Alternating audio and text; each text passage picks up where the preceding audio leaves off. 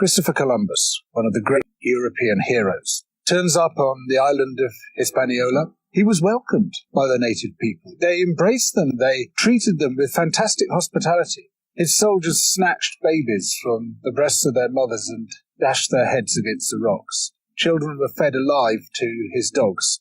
Women's breasts were cut off.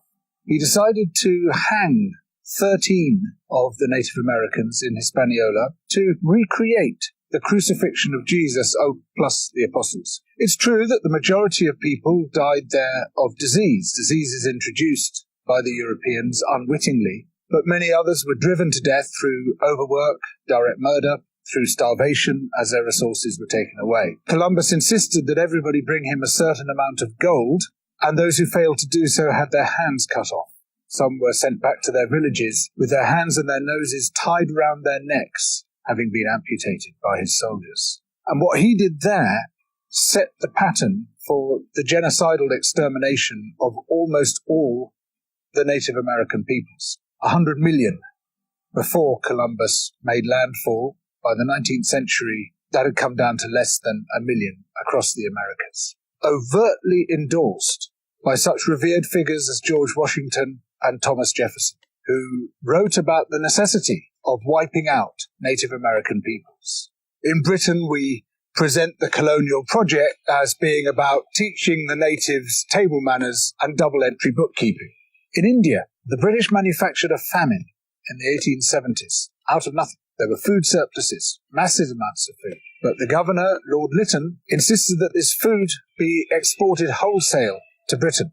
The ensuing starvation killed at least 12 million people, possibly as much as 29 million people. All relief works were banned except for hard labour in labour camps, where the inmates received the same rations as the inmates of Buchenwald, and where there was a 94% death rate per year.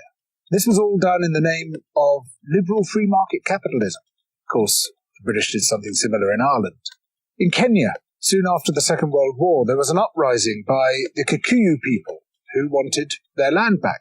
The Kikuyu were herded into concentration camps and fortified villages, almost the entire population of over 1 million people. People were systematically tortured to death. They invented a new kind of pliers whose purpose was first to crush men's testicles and then to cut them off.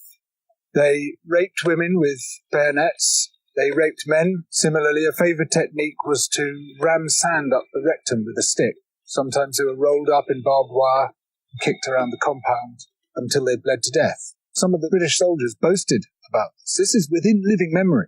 The colonial secretary lied about it. The papers documenting it were burnt. The impact of the rich and powerful nations has been so phenomenally murderous and destructive that it has been completely airbrushed from our national consciousness.